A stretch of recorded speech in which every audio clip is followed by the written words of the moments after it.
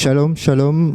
Aujourd'hui, samedi 31 janvier 2026, comme à l'accoutumée de manière hebdomadaire, nous sommes à l'heure de la vérité de l'Évangile. Alors, bonsoir, pasteur. Paix et grâce. Amen, amen. Alors, depuis un certain moment, on avait arrêté les émissions et on a repris ça le samedi dernier.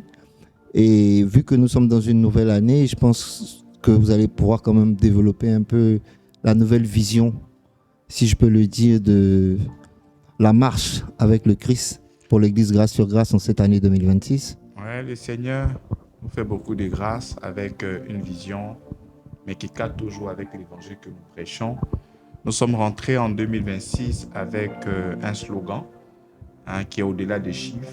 Quand je dis au-delà des chiffres, c'est au-delà de tout ce que nous voyons. Au-delà des calculs de l'homme, nous voyons Christ, nous voyons grand. Nos yeux quittent les calculs humains et se concentrent sur l'immensité de sa gloire, sur sa puissance. Au-delà des chiffres, le docteur, le médecin peut effectivement te montrer des résultats et ces résultats attestent que tu dois mourir ou des difficultés dans ton organisme. Mais au-delà de ces résultats, nous voyons grand, nous voyons Christ qui est le meilleur médecin par excellence. Tu peux te retrouver dans une communauté où il y a seulement que 2 ou 3 personnes, mais continue le service parce que au-delà des chiffres, nous visons le Christ. Le Seigneur nous a délivrés du nombre. Quand je parle du nombre, je parle de ce qui est numérique. Nous sommes des agents, des transformateurs. On vient pour édifier. Si une personne est édifiée, la gloire revient à notre Seigneur Jésus-Christ. Donc cette année, non pas des sympathisants, mais des porteurs de vision. Je préfère avoir un porteur de vision que 100 sympathisants. Donc voici un peu la vision de cette année 2026. Et je prie, toi qui me reçois, au-delà des chiffres, au-delà de ton compte en banque, au-delà de tout ce que tu vois, Christ est avec toi. Quelle que soit l'activité, quel que soit ce que tu vois, mais j'aimerais que tu puisses voir au-delà de ce que tes yeux voient. Et au-delà de ce que tes yeux voient, c'est le Christ et c'est son amour pour nous. Amen, amen. Alors c'est très intéressant d'avoir cette nouvelle vision pour l'année 2026, quoique la vision ait grandi, la doctrine n'a pas changé, l'Église Grâce sur Grâce est porteuse de l'amour inconditionnel de Dieu et de l'œuvre totale, parfaite, complète, achevée de Christ à la croix. Alors je le disais tantôt, nous sommes samedi 31 janvier 2026, nous sommes à l'émission la HVE, l'heure de la vérité de l'Évangile. Vous avez la possibilité de nous suivre sur tous nos réseaux sociaux, TikTok, Facebook. Vous devez partager au maximum pour que, comme le pasteur le disait tantôt, au-delà des chiffres, on puisse voir grand, on puisse voir plus de communautés qui soient connectées pour cette émission afin de pouvoir toujours continuer à manifester Jésus-Christ. Alors, pasteur, tantôt, samedi dernier, nous avons eu la possibilité de vous écouter. Je pense que vous avez fait un arrêt sur tout ce qui était des prophètes, des prophéties, comment est-ce qu'on devait comprendre cela et tout ça. Et je pense que ça fait beaucoup de buzz, ça fait couler beaucoup d'encre sur les réseaux. Et je pense qu'on ne va pas s'arrêter là. Bien sûr, on va forcément creuser encore. Bien sûr, il faut prendre le temps. Les gens ont pris beaucoup de temps pour nous mentir. Il faut aussi beaucoup de temps afin de pouvoir faire éclater la vérité de l'évangile. Le Seigneur nous parle en termes de forteresse. La forteresse, c'est quelque chose, l'épaisseur vraiment considérable. On a grandi dans le mensonge, on a redéfini certaines expressions en fonction de notre environnement. Il est important de revenir à la source et voir comment est-ce que les thèmes sont vraiment utilisés. Et c'est comme ça que nous allons laisser transparaître la vérité de l'évangile afin de pouvoir être affermis selon la pensée de Dieu, non pas selon la pensée de l'homme. Voilà. Amen, amen. Alors, comme je le disais tantôt, vous avez la possibilité de partager au maximum, liker, inviter vos amis, taguer-les pour que davantage de personnes puissent être touchées par la grâce de notre Seigneur Jésus-Christ. Alors, à l'entame, nous allons demander au pasteur de nous plonger dans la prière afin de démarrer véritablement cette émission. Seigneur, nous te rendons toute la gloire. Merci parce que je diminue et que toi tu crois, Seigneur. Seigneur, c'est toi que nous voulons voir, Seigneur. Non pas mon intelligence, Seigneur. Toi et toi seul.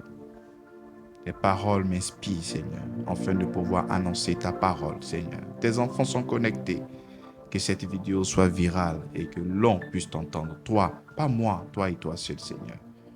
Nous te rendons toute la gloire à toi qui vis et règne dans notre cœur au nom de Jésus-Christ. Amen. Amen.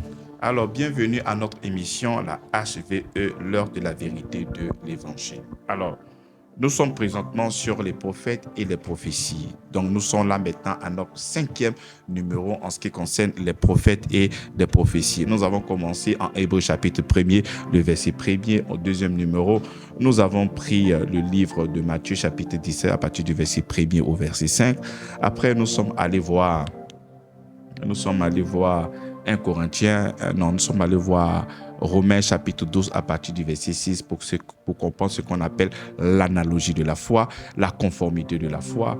Après, nous avons vu 1 Corinthiens chapitre 14 à partir du verset 3 où le Seigneur nous a fait comprendre encore que celui qui prophétise au contraire parle aux hommes, les édifie, les exhorte et les console. Ce soir, nous allons encore continuer afin de pouvoir connaître véritablement quel est le rôle du prophète et quel est le rôle de la prophétie dans cette génération. Parce que nous souffrons, il y a beaucoup de choses qui se passent sur Internet. Il y en a d'autres qui n'ont plus de ligue d'église et ils sont seulement connectés sur Internet afin de pouvoir ramasser ça et là des informations. Et ces personnes-là vraiment sont victimes de beaucoup de choses sur Internet. Beaucoup de choses se rencontrent ça et là. Mais à la lumière de la parole, qu'est-ce que le Seigneur nous dit? Qu'est-ce que la Bible nous donne comme orientation? Alors, nous revenons encore avec 1 Corinthiens, chapitre 14, à partir du verset 3.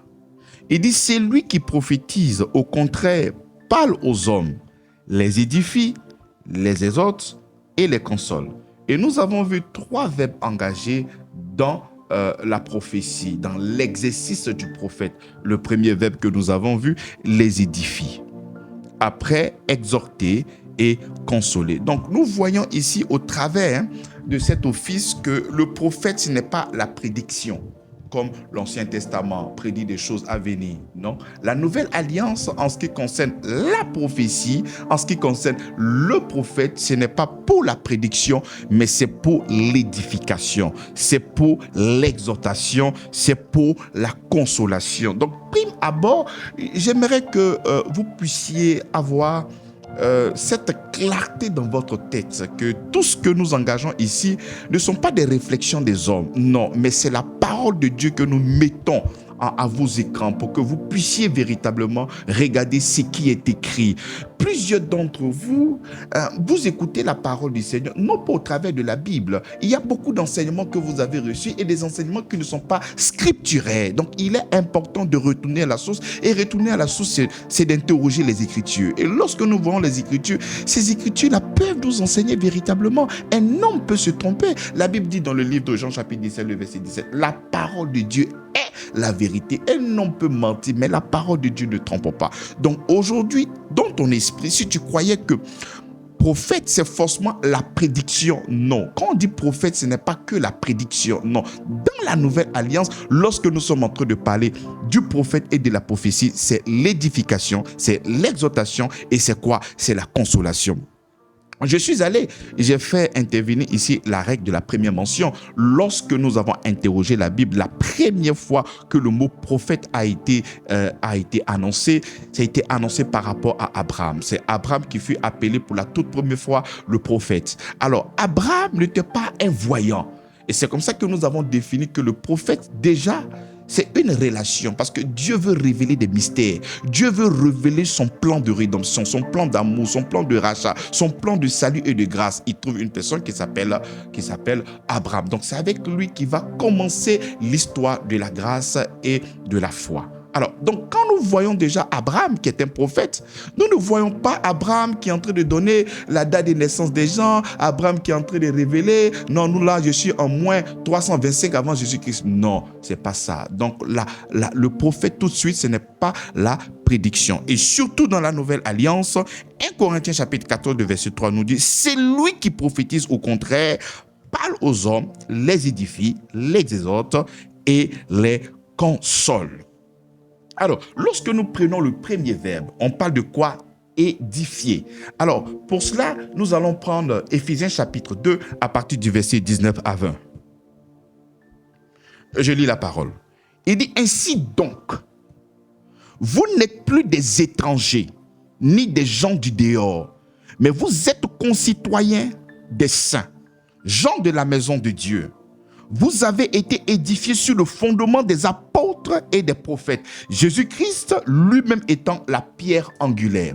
Déjà, lorsque je suis en train de parler de 1 Corinthiens, parce que nous sommes partis à partir de 1 Corinthiens chapitre 14, à partir du verset 3. Et nous devions savoir que 1 Corinthiens chapitre 14 ne parle pas seulement des chrétiens.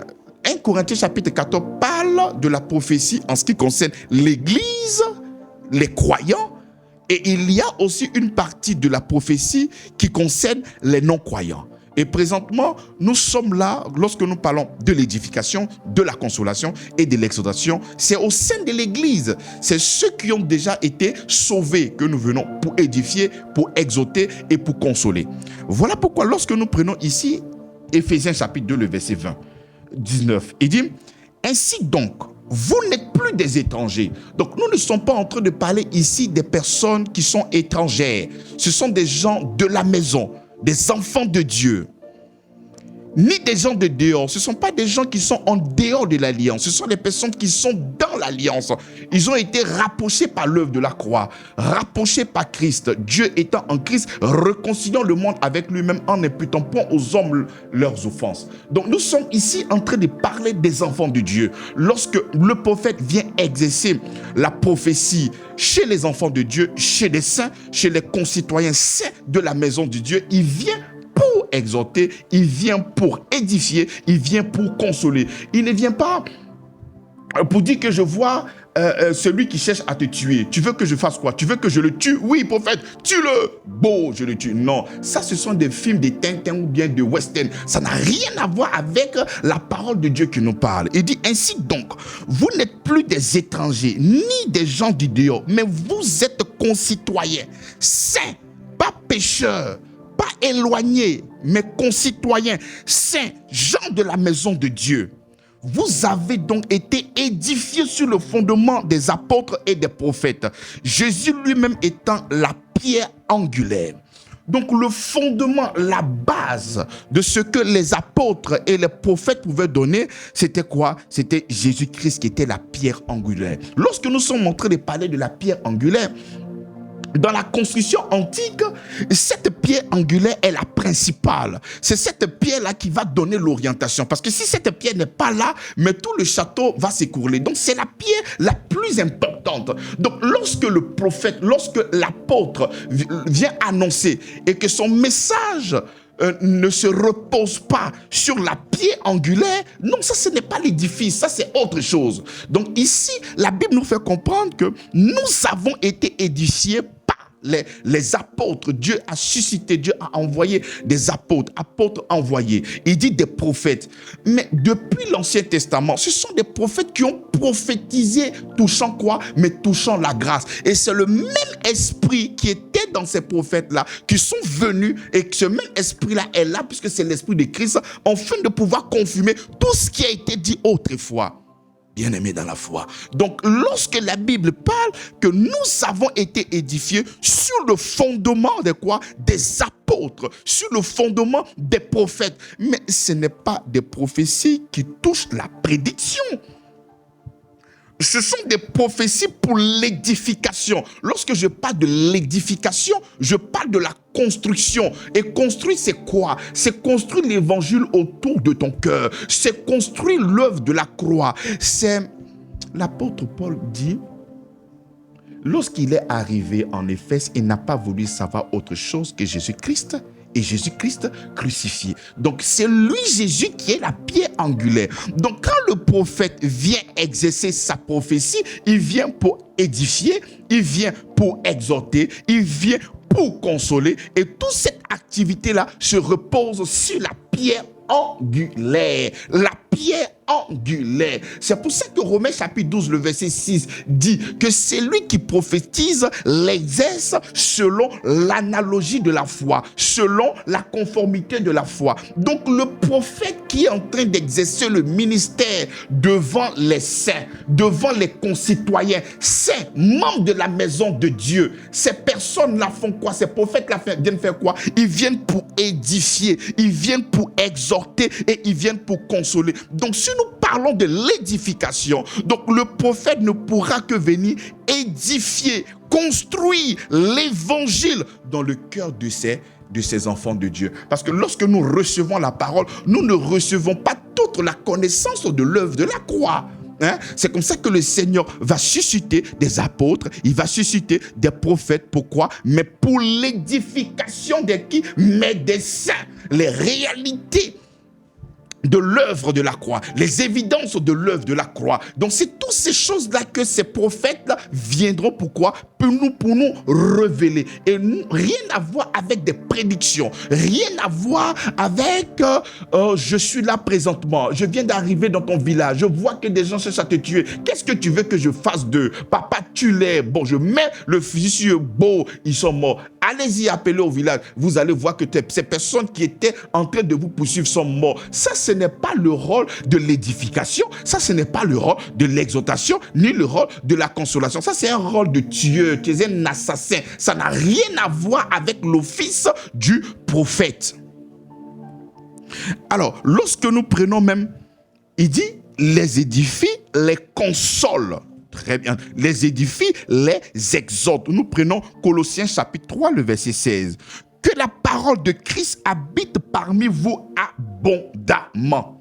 Instruisez-vous et exhortez-vous les uns les autres en toute sagesse, par des psaumes, par des hymnes, par des cantiques spirituels, chantant à Dieu dans vos cœurs, sous l'inspiration de quoi? Sous l'inspiration de la grâce. Donc l'exhortation, elle est faite sous l'inspiration de quoi? Mais l'inspiration de la grâce. Donc le prophète qui vient jouer ce rôle dans la maison, saint, concitoyen de la maison de Dieu, lorsqu'ils viendront pour exhorter le peuple de Dieu, ils viendront exhorter le peuple de Dieu sous la bannière de quoi? De la grâce. Pas autre chose. Pas sous la bannière de la loi, des principes. Non, sous la bannière de la grâce. Et la grâce, c'est une personne. La grâce, c'est notre Seigneur Jésus-Christ. Donc, je suis là, bien-aimé dans la foi.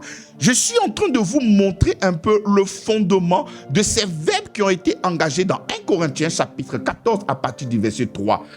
Les édifie, les exhorte et les console. Donc présentement, nous avons compris au travers de l'exhortation que la base de l'exhortation, c'est quoi? C'est sous l'inspiration de quoi? De la grâce. Il dit encore les consoles. Nous prenons Ésaïe 66, le verset 13. Il dit comme un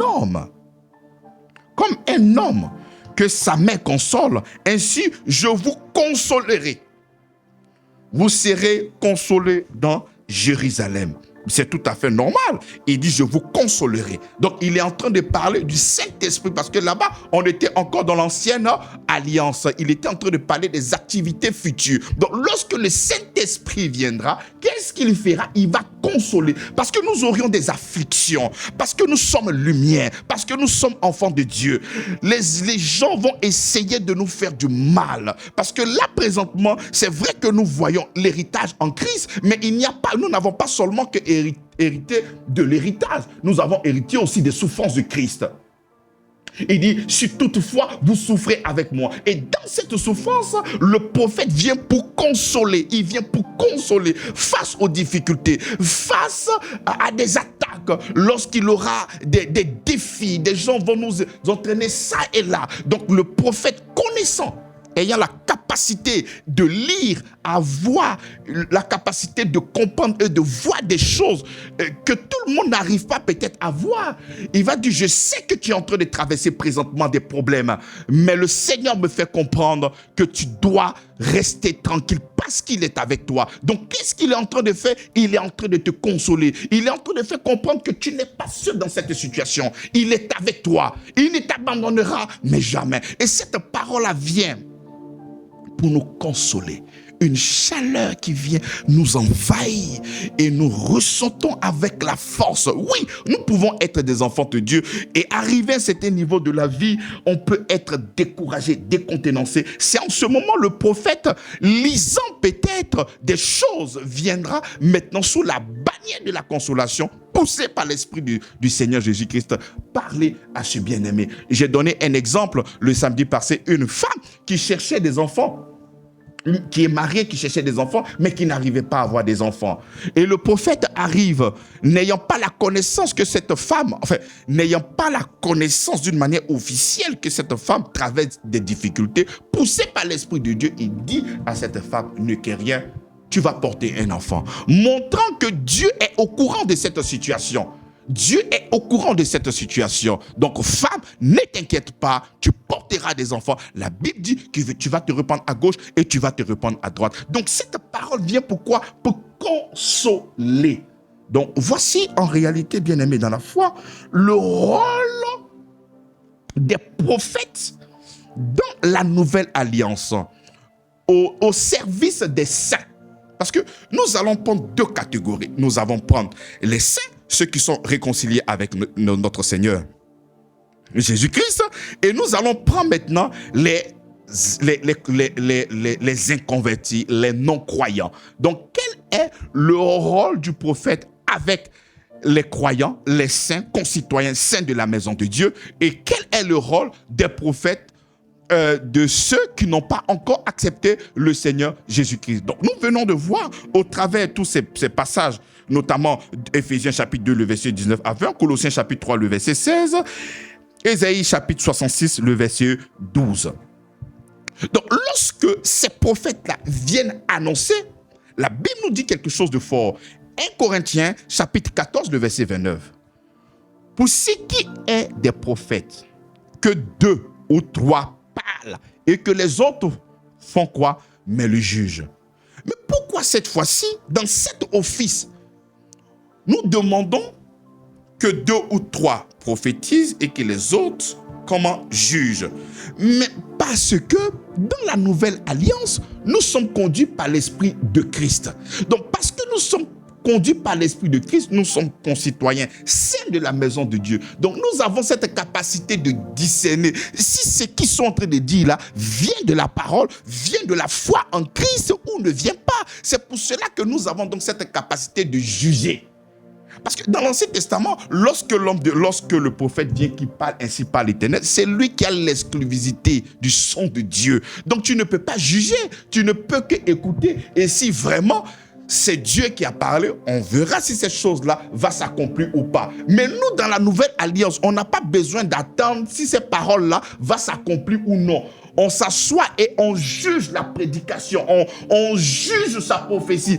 Est-ce que sa prophétie-là, est-ce qu'elle est conforme par rapport à l'analogie de la foi, par rapport à la proportion de la foi? Est-ce qu'elle est conforme? Si elle n'est pas conforme, nous devons rejeter cela. C'est comme ça qu'un Thessalonicien a dit. Il dit, n'accordez pas foi à tout esprit. Il dit, jugez les prophéties, gardez ce qui est bon. Garder ce qui est bon veut dire quoi? Mais ce qui est scripturaire, ce qui n'est pas contre l'Esprit de Christ, ce qui n'est pas contre le témoignage de Christ, mais ce qui est contre le témoignage de Christ, il dit, il faut le rejeter. Il dit, gardez ce qui est bon et rejetez ce qui est mauvais. Ce qui est mauvais ne vient pas de Christ. Parce que si une prophétie est due, qu'elle vient de Christ, mais elle est digne d'être reçue. Mais si dit de ne pas recevoir, ça veut dire que cette prophétie-là ne vient pas de Dieu. Donc voilà pourquoi, bien aimé, il faudrait que nous puissions être vigilants. Le Seigneur ici nous a donné des rails. Vous voyez, le train, lorsque le train est en marche, s'il n'y a pas de rails, il va faire des dégâts. Donc pour pouvoir veiller sur le train, il y a des rails. Tant qu'il roule sur les rails, il n'y a aucun problème. Et les rails de la prophétie, c'est la parole de Dieu. Donc le prophète qui viendra te prophétiser, il faudrait que tu puisses avoir l'esprit de la Bible, de Saint-Esprit, afin que tu puisses juger ces prophéties. Mais pourquoi le Seigneur nous demande de juger? Parce qu'il y a des faux prophètes. Michée chapitre 3, le verset 11, nous dit quoi? Il dit, et ces prophètes prédisent pour de l'argent. Pour de l'argent, et ils osent s'appuyer sur l'Éternel. Ils disent, l'Éternel n'est-il pas au milieu de nous? C'est comme ça qu'il y a des gens qui sont venus voir des personnes qui étaient malades. Oui, tu as de l'argent de l'opération, donne-moi. Ainsi parle l'Éternel, donne-moi cet argent et tu seras guéri. Les gens sont morts. Il y a eu beaucoup de difficultés. Donc les prophètes, en réalité, ils prophétisent par rapport à l'argent. C'est pour cela que, bien aimé, lorsque nous regardons dans les églises, le Seigneur m'a mis à cœur, il y a 7 personnes qui vont venir avec une offrande et les portes vont s'ouvrir. Viens avec l'huile, ils vont mettre ça sur les têtes. Venez avec les offrandes, venez. Ça, c'est la prophétie de l'argent. Ça n'a rien à voir avec la prophétie qui concerne les saints.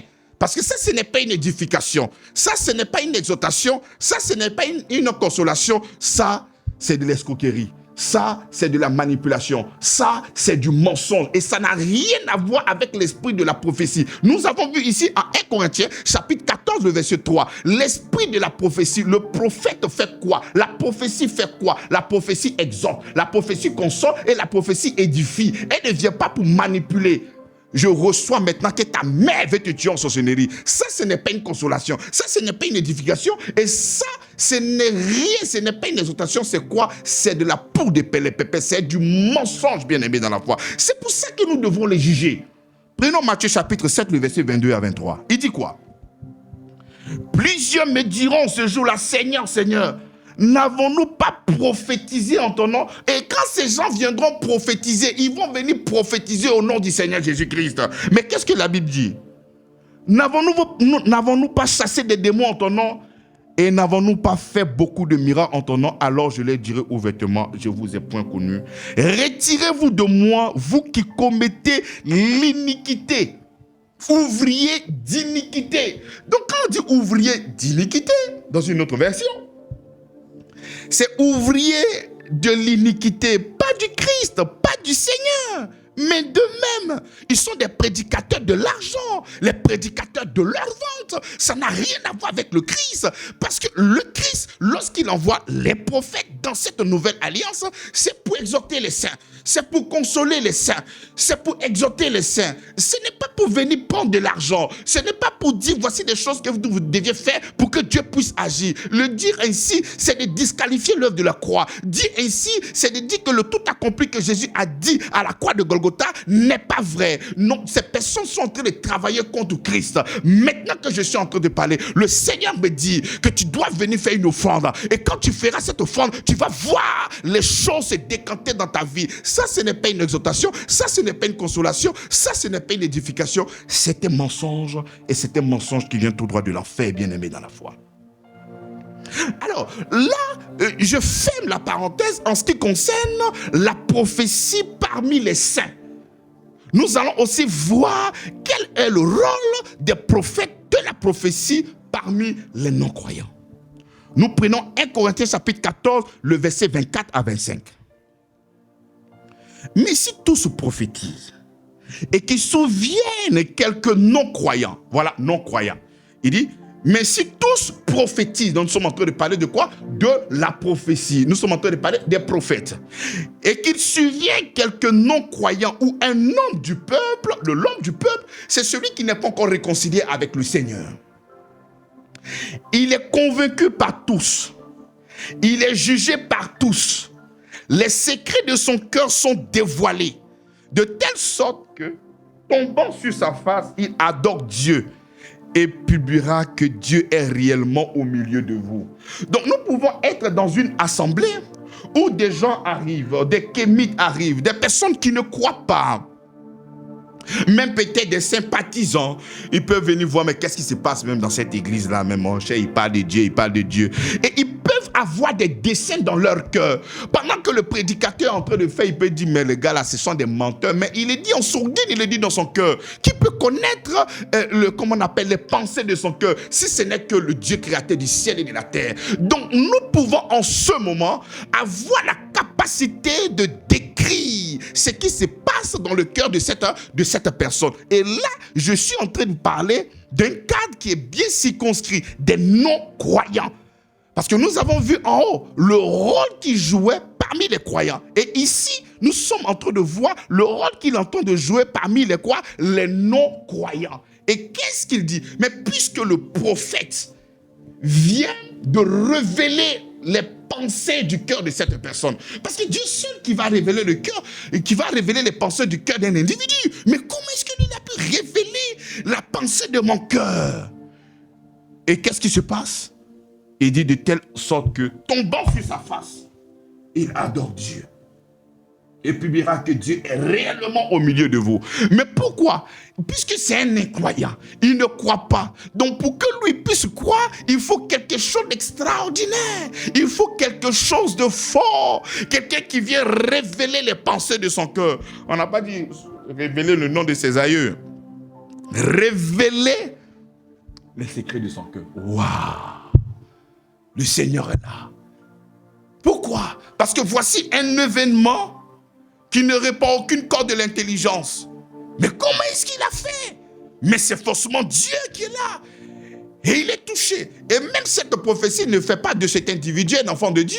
C'est juste pour qu'il soit interpellé depuis sa position qu'il y a Dieu au milieu de nous. Et comme il y a Dieu au milieu de nous, c'est en ce moment que son cœur peut être réceptif. Parce que lorsqu'il est rentré, le cœur n'était pas réceptif. C'était un cœur peut-être calomniateur, un cœur peut-être moqueur, un cœur d'incrédulité. Mais avec ce qui vient de se passer, il tombe par terre et il commence à croire dans son cœur que Dieu est au milieu. Donc en ce moment, cette personne-là est capable maintenant de recevoir la parole de Dieu parce qu'elle vient de réaliser qu'il y a un mouvement surnaturel, un miracle qui vient de se passer en cet endroit. Donc si nous voulons aller sur cette base, venir décrire les pensées du cœur des gens, mais ce cadre-là est défini pour les non-croyants. Ce cadre-là est défini pour les non-croyants. Parce que pour celui qui est enfant de Dieu, nous sommes conduits par l'Esprit de Christ. Pour celui qui est enfant de Dieu, nous sommes saints, concitoyens, saints de la maison de Dieu. Nous ne sommes pas là, comme dans l'Ancien Testament, à aller vers le prophète pour que le prophète puisse nous donner une orientation. Non, même quand un prophète viendra dans cette nouvelle alliance, venez nous parler, il ne viendra que confirmer ce que le Seigneur a déjà révélé à son peuple. Il ne viendra pas me donner une parole dont moi, je n'ai pas la connaissance. Non, la Bible dit tous me connaîtront du plus petit au plus grand. Je peux recevoir la parole de Dieu et peut-être être encore hésitant. Et le prophète ne viendra que confirmer ce que Dieu m'a déjà dit. Mais je suis étonné. Tu vas trouver des gens pendant que je suis en train de prier. Le Seigneur me dit, il faut vider ton compte. Mais le Seigneur lui-même, il n'a pas pris le soin. Est-ce que Dieu a mis par là vers toi? Il n'a pas pris le soin lui-même de te parler à l'intérieur de ton cœur.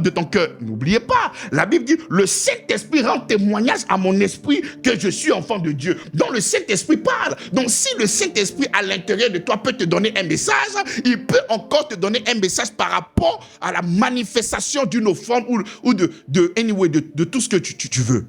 Mais nous sommes surpris de voir des gens, mais à qui Dieu parle. Et Dieu, comme s'il s'était interdit de nous parler à nous. Et nous, on ne comprend rien de ce Dieu-là. Mais nous recevons seulement des informations et nous devions agir. Mais non, c'est un mensonge. C'est un mensonge. Dans la nouvelle alliance, ça ne se passe pas ainsi. La parole du prophète doit m'édifier. Si jamais le Seigneur m'a parlé et que je traîne encore des doutes et qu'une tierce personne vient me révéler la pensée que Dieu a déjà déposée dans mon cœur, en ce moment, cette parole vient pour faire quoi? Elle vient pour m'exhorter. Elle vient encore pour m'édifier selon le choix et l'orientation. Donc, lorsque nous regardons ici, parmi les païens, nous voyons clairement que le Seigneur, effectivement, a cette capacité. Parce que lorsque nous sommes en train de parler et nous définissons que le prophète, il est là pour exhorter, il est là pour consoler, il est là pour exhorter. Mais ce n'est pas que nous disons que le Saint-Esprit n'est pas capable de lire et de discerner, d'avoir la connaissance de ce qui se passe dans ton cœur. Nous sommes en train de parler de l'Esprit de Christ. Nous parlons de l'Esprit de Dieu. Il n'a pas de limite. Il peut faire tout. Mais nous avons un rôle à jouer dans la Bible. Nous avons un rôle à jouer dans cette nouvelle alliance-là. Et nous marchons selon l'orientation qui nous a déjà été donnée. Cependant, Dieu peut révéler le dessein du cœur des inconvertis. Il peut te révéler. Et lorsqu'il va révéler cela, ces personnes-là seront touchées. Assurément, Dieu est parmi vous. Dieu est parmi nous. Alors, lorsque nous finissons de comprendre cela, nous venons maintenant à la fin. de ce chapitre, qui est la clé de tout ce que nous venons de développer. Nous prenons 1 Corinthiens chapitre 14, le verset 37. Il dit, si quelqu'un croit être prophète ou inspiré, qu'il reconnaisse que ce que je vous ai écrit était commandement du Seigneur. Celui qui n'est pas d'accord avec cette prophétie, c'est pour lui que je lis ce verset-là.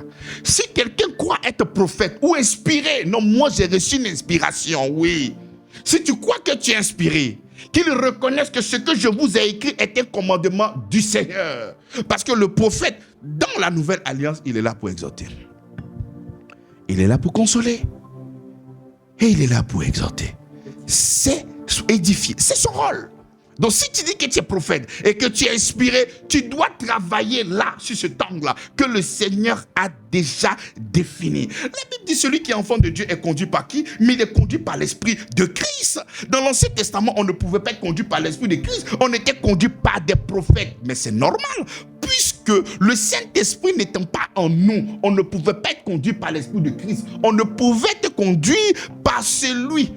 Le choix de Dieu, le Saint-Esprit est tombé sur une personne et c'est vers cette personne que nous allons afin de pouvoir connaître l'orientation, afin de pouvoir prédire des choses. Ça, c'est tout à fait normal. Mais dans la nouvelle alliance, cette alliance-là, elle change parce que du Dieu extérieur, il est maintenant à l'intérieur. Et s'il est à l'intérieur, nous sommes conduits par lui. Nous sommes conduits par son esprit. Mais je ne peux pas avoir le Saint-Esprit en moi et laisser le Saint-Esprit en moi pour aller voir un prophète, pour que le prophète puisse me conduire. Dans la nouvelle alliance, nous ne sommes pas conduits par des prophètes. Dans la nouvelle alliance, nous sommes conduits par Christ.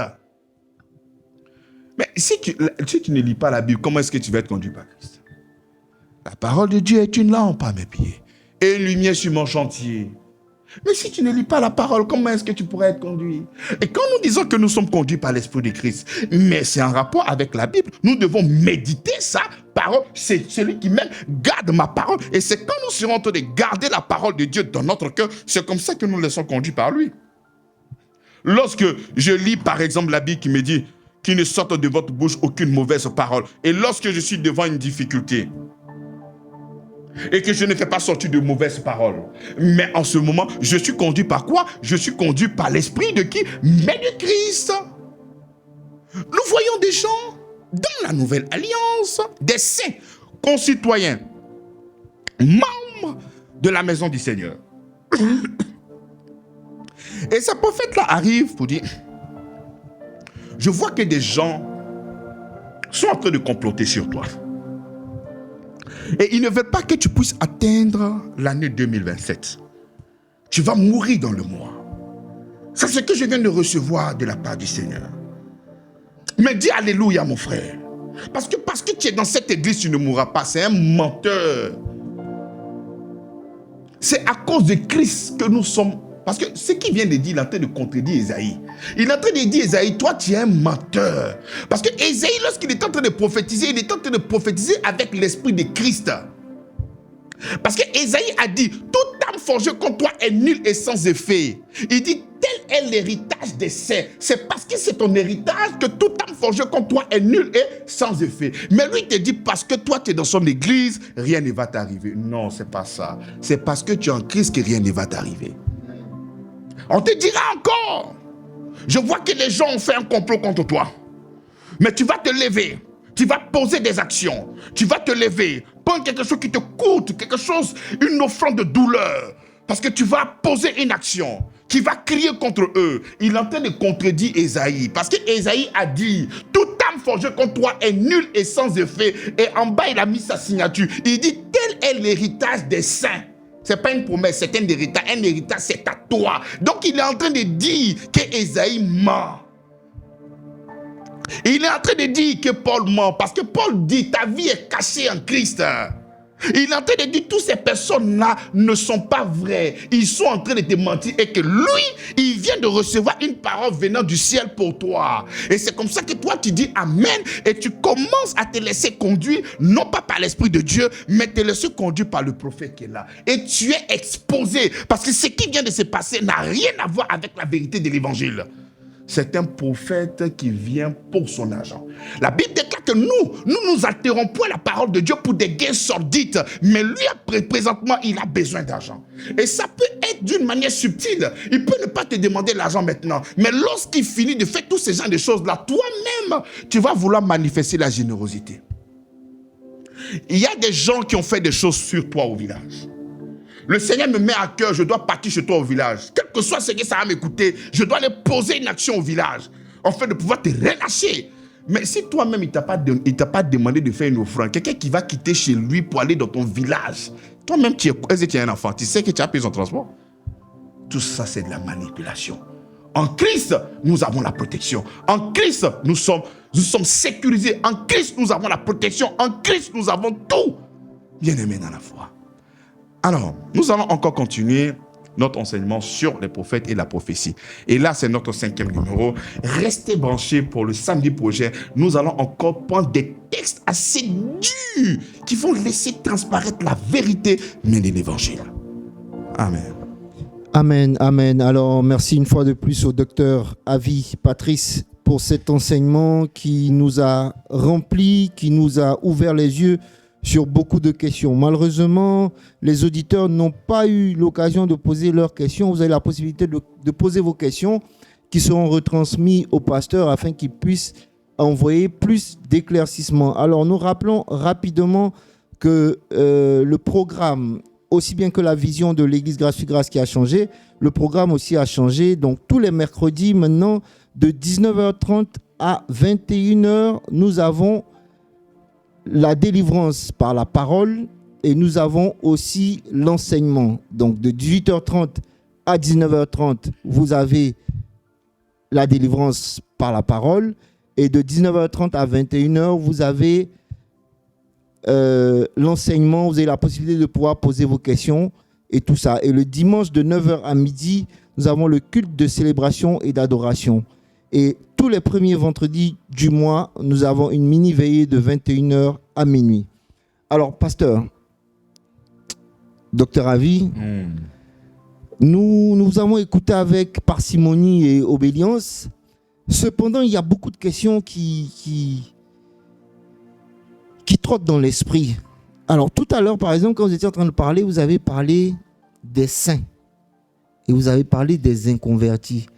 Est-ce que vous pouvez expliquer ce que c'est? Lorsque nous sommes en train de présenter l'évangile, nous parlons, la Bible parle des juifs et des non-juifs. On parle des convertis et des inconvertis. Voilà, nous parlons des païens et des chrétiens, des croyants, si vous voulez. Donc, quand j'aborde le livre de 1 Corinthiens chapitre 14, il faut savoir que le Saint-Esprit joue un rôle dans les deux êtres qui vivent sur la terre, les croyants et les non-croyants.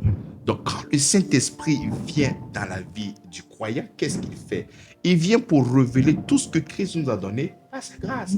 Il vient pour nous consoler, il vient pour nous édifier, il vient pour nous exhorter.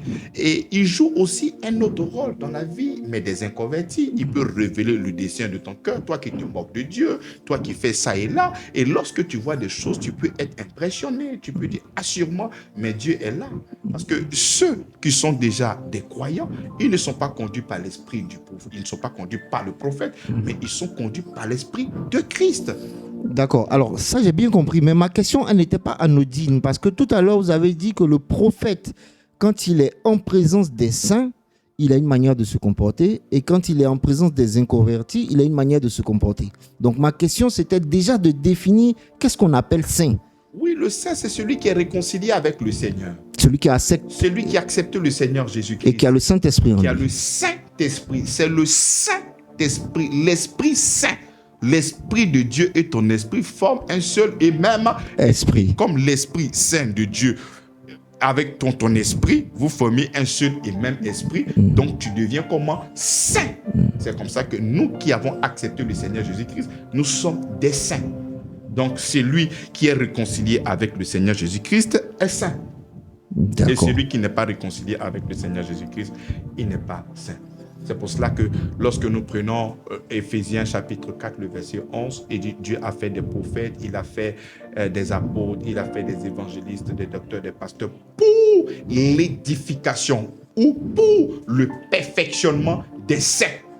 Tu vois, quand il finit de lister les 5 ministères, c'est pour le perfectionnement des saints, pas pour les inconvertis, mais pour parfaire les saints. Ils sont déjà saints, mais on vient encore pour les parfaire en ce qui concerne la compréhension de quoi? De l'évangile. Ok. C'est ça. Ok. Alors, ma question va se poursuivre dans le sens où je dirais, pendant que le prophète est dans une assemblée de saints, il n'est pas censé faire des prédictions. Parce que ce sont les saints qui sont là. Mais je veux dire, quand ils arrivent à sortir des prophéties, comment savent-ils qu'il y a des inconvertis ou non? Non, mais si présentement le Seigneur lui fait grâce en ce moment de connaître le dessein de ton cœur, sûrement tu es en train de dire, moi c'est peut-être les gars, ils ne sont pas dans la vérité, ils sont en train de mentir, ils sont en train de dire des choses comme ça dans leur cœur. Ce n'est pas à voix audible, c'est dans leur cœur. C'est comme ça qu'en révélant la pensée de leur cœur, parce que celui qui est croyant ne pense pas comme ça. C'est celui qui n'est pas croyant qui pense comme ça. Voilà pourquoi, ayant entendu, le Seigneur lui fait la grâce d'entendre ce qu'il est en train de dire. Donc, il révèle les pensées de son cœur. Et quand il révèle, il dit, sûrement, Dieu est là. Parce que ce qui vient de se passer n'est pas humain. C'est quelque chose de surnaturel. Ce n'est pas naturel, c'est surnaturel. Donc, assurément, Dieu est là. Voilà. Amen, amen. Alors, je dis toujours à nos auditeurs, vous avez la possibilité de poser vos questions sur les différents réseaux sociaux, TikTok et Facebook. Alors, pasteur, à l'entame de vos propos, vous avez dit que la prophétie, ce n'est pas que la prédiction. Donc, ça veut dire que quand tu es prophète, tu dois quand même pouvoir prédire. Oui. Je prends le cas de Agabus. Agabus prend la ceinture de Paul et dit, celui à qui appartient cette ceinture sera lié à Rome. Là, c'est une prédiction. Et il est en train de dire ce qui doit arriver. Il dit, celui à qui appartient cette ceinture sera lié à Rome. C'est une prédiction, oui ou non? Oui. Donc, voici une prédiction qu'il vient d'exercer. Mais est-ce que le message que Agabus vient de délivrer va empêcher l'apôtre Paul de partir à Rome? Toi, tu entends, si tu vas au village, tu vas mourir. Tu ne vas plus au village. Mais quand Paul a entendu que celui qui part à Rome sera ligoté, ça n'a pas empêché l'apôtre Paul de pouvoir partir. Confirmons donc la règle que Paul ne s'est pas laissé conduire par l'esprit de la prophétie, mais il est resté conduit par l'esprit de Christ parce qu'il devait aller annoncer le message à Rome. Mais si toi, tout de suite, on te dit, lié, c'est être en prison. Si tout de suite, un prophète te dit que si tu vas en France, tu vas partir en prison. Mais toi-même, tu es au courant, la grâce que tu comprends que tu n'as plus parti. Moi, je partirai en tout cas. Voilà. Tu as dit que ça, là, non, ça c'est Dieu qui a parlé, c'est mieux, il est resté. Non, il n'est pas conduit par l'esprit de la prophétie. Donc, on peut exercer. Comme je dis, on ne peut pas amoindrir ou mettre Dieu dans un carré. Mais il a défini le rôle de chaque ministère. Donc, on ne peut pas aller au-delà de ce qui est écrit, de ce qui est imposé. Bientôt, lorsque nous allons aller encore dans les profondeurs de la prophétie, je vais vous montrer l'esprit de la prophétie de cette église. Mais comment est-ce que les prophètes parlent en termes de prédiction? Et c'est là que nous allons comprendre. Est-ce que ça a à voir avec l'âge du colon, de ton arrière-grand-père? Ça n'a rien à voir. Il dit, ce que j'ai contre toi, c'est que tu as abandonné ton premier amour. Donc ce sont des choses comme ça qu'on entend, on voit véritablement, parce que la prophétie est toujours basée sur quoi? Mais sur l'œuvre de Christ. Donc toutes ces histoires que les gens rencontrent, ça n'a rien à voir avec le christianisme. Moi, je vois cette activité-là, puisque nous avons des arrière-parents féticheurs, adorateurs. Donc, quand je vois ça, je peux voir un féticheur qui est en train de s'exprimer. Parce que les féticheurs ont ce don-là. Mais j'ai une pensée pour nos arrières, pour nos aïeux. Nos aïeux qui vivaient dans la magie et qui faisaient des choses extraordinaires, quand ils voient leurs arrière-petits-fils qui sont impressionnés parce qu'on a donné leur âge, leur date de naissance, et ils sont étonnés. Mais ça, là, c'était ça le christianisme. Mais mes enfants, c'est que moi, il allait vous faire mal. C'est ça. Ça n'a rien à voir. Si c'est des choses comme ça, c'est propre à l'Afrique, c'est propre à notre culture. Tu vois, des choses comme ça, on peut le faire. Ça n'a rien à voir avec l'évangile. Alors samedi prochain, on ira forcément en eau profonde.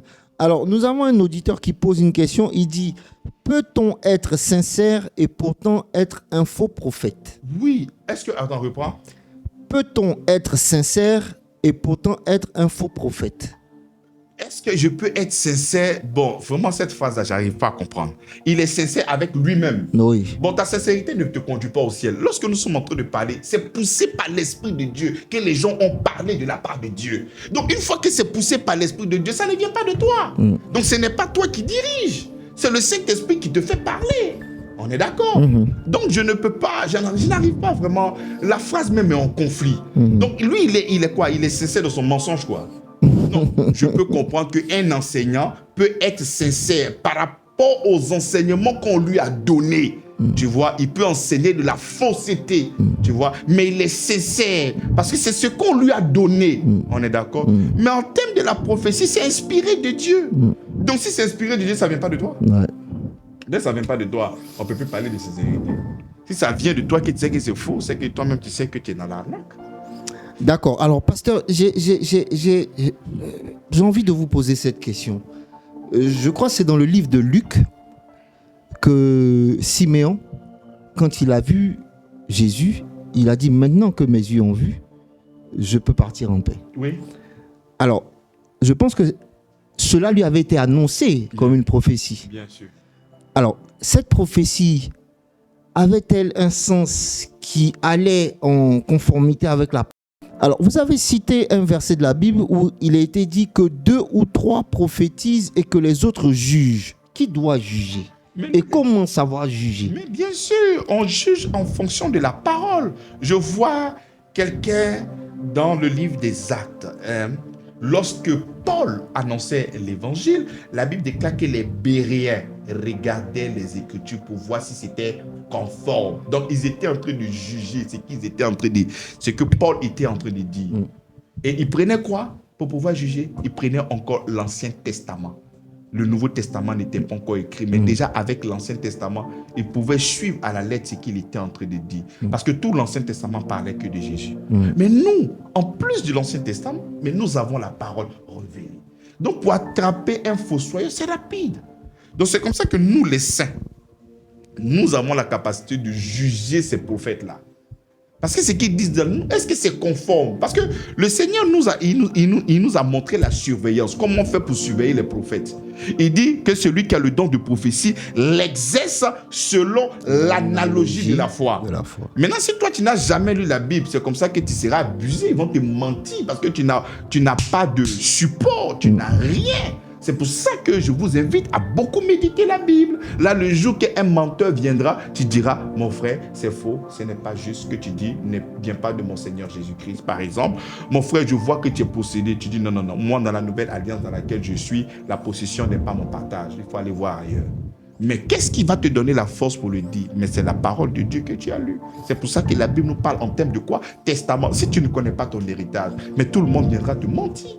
La Bible dit, rendez grâce au Père qui nous a délivrés, pas qui va vous délivrer, qui nous a délivrés de la puissance des ténèbres. Toi, tu as venu me dire que tu as me délivré. Non, moi ici, Dieu a délivré. Donc, tant que tu ne lis pas la parole de Dieu, tu n'auras pas la capacité de juger une prophétie. C'est pour ça qu'il est important que chaque enfant de Dieu puisse lire la Bible. Alors, nous rappelons que nous sommes à l'heure de la vérité de l'Évangile. C'est tous les samedis de 20h à 21h avec le docteur Avi Patrice. Vous avez la possibilité de poser vos questions, vous avez la possibilité de partager, de liker au maximum. Alors, pasteur, on va aller pour une dernière question. Vous avez dit comme ça en Michée 3, verset 11, que les prophètes prophétisent pour de l'argent. Est-ce à dire que nous ne devons pas donner de l'argent à quelqu'un qui nous fait une révélation? Ou comment reconnaître que c'est la manipulation? C'est pas moi, c'est Michée.